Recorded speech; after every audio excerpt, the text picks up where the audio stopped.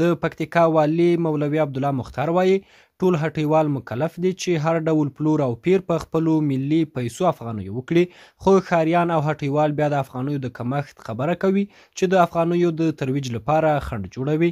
د افغانیو د ترویج کمپاین په موخه د پکتیکا والي مولوي عبدالله مختار د مرکز ښرنې ښار په هټیو وګرځېد او په بازار کې د ورځنیو نرخونو د کنټرول ترڅنګ یې هټیوالو ته په افغانیو د پلور او پیر توصیه وکړه.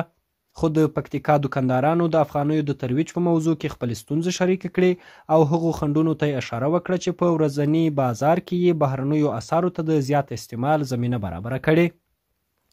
دوی وایي په بازار کې د بهرنیو اسعارو په ځانګړي ډول پاکستانیو کلدارو زیاتوالی، د افغانیو کمښت او د تجارانو پیسې بندېدل هغه ستونزې دي چې د افغانستان خپلې کرنسي افغانیو د ترویج په موضوع کې ستونزې راولاړې کړي دي.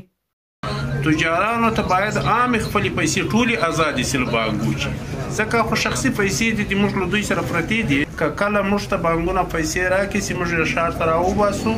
نو افغانۍ به د ترویج شروع. زه دروغ نه وایم په دې چې بالعموم فعلا کلدار دي او چې اوس رواج کېږي موږ په دغه کې ژمنه یو پوه شوې په دې چې افغاني موږ خپله پیسې ده په دې کې موږ توانې کېږو هم ډېرې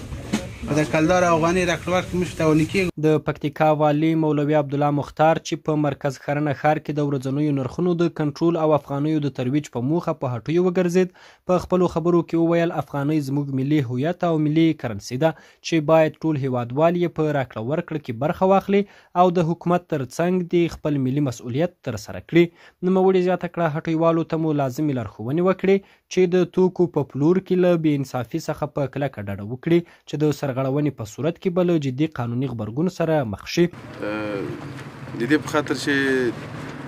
د بازار حالات په خپلو سترګو باندې ووینو،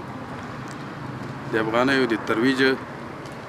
او د نرخ د کنټرول په هکله باندې خلکو ته په خپله خوله باندې سپارښتنه وکړو. نو همدې خاطر باندې راووتلو، بازار کې وګرځېدو، دوکاندارانو سره ما لیده کاته وسوله، د هغوی حالات مو کتل، د هغوی نرخونه مو کتله. هیره دې نه وي چې د پکتیکا اوسیدونکي وخت ناوخته د توکو د بیو له لوړېدو څخه شکایت کوي او وایي چې هټیوال د ورځنیو نرخونو په برابر برعکس پلور ترسره کوي.